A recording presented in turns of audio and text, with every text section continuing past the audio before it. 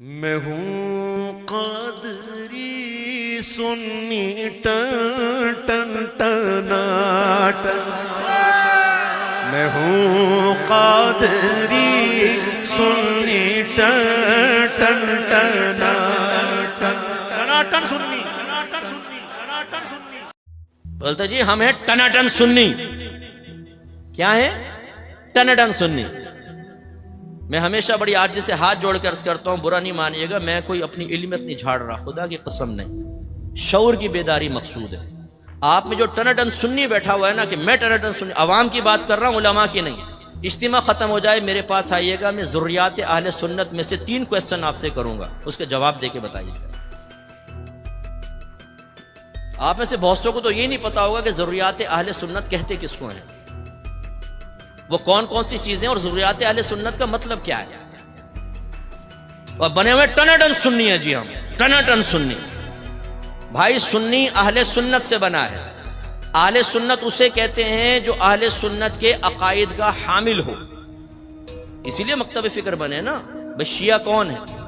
جو اہل تشیع کے عقائد رکھتا ہے. دیوبندی کون ہے؟ جو اہل دیوبند کے عقائد رکھتا ہے. وہابی کون ہے؟ جو وہابیہ کے عقائد رکھتا ہے. تو سنی کون ہے؟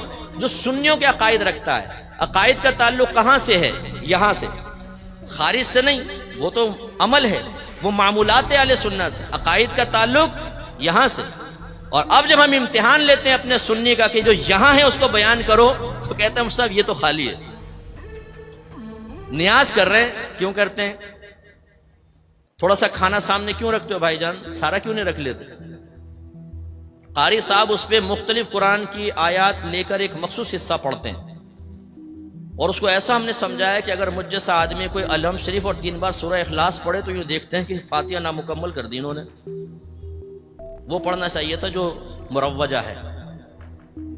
اچھا چادر کیوں چڑھاتے ہیں؟ اپنے آپ سے سوال کر لیجیے گا جا کر، یہ مزار پہ چادر کیوں چڑھاتے ہیں اور اتنی ساری کیوں چڑھاتے ہیں؟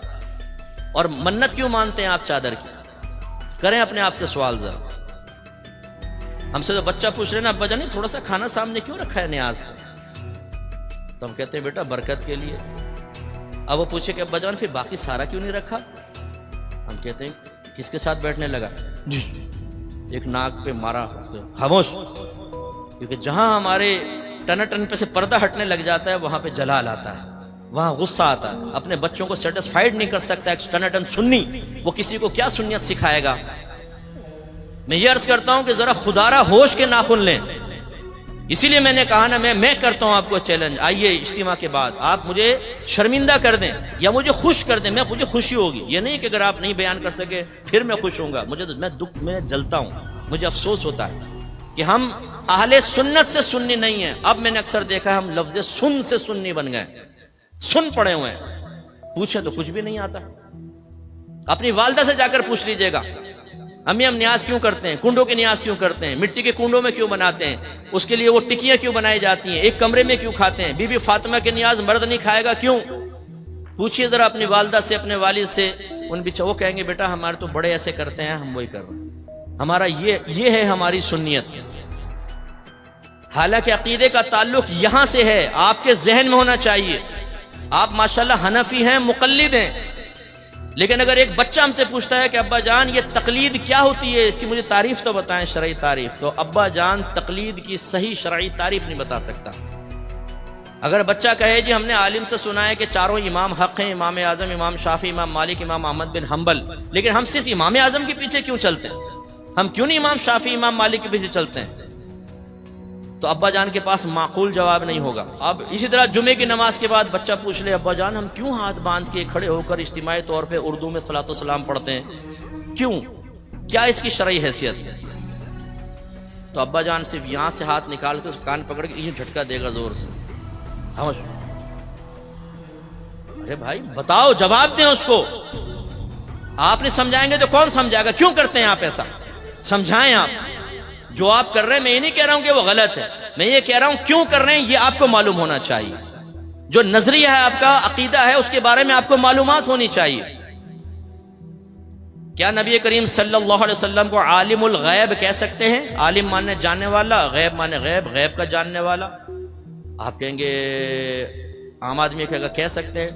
لیکن یاد رکھیں کہ معانی سمجھتے ہوئے نبی کریم کو عالم الغیب کہا تو دار اسلام سے خارج ہو جائیں گے۔ کون سا معنی سمجھتے ہوئے کہ لفظ عالم الغیب ایک مخصوص ٹرم ہے، یہ اس ذات کے لیے استعمال ہوگی جس کے پاس علم غیب ذاتی ہو، عطائی نہ ہو۔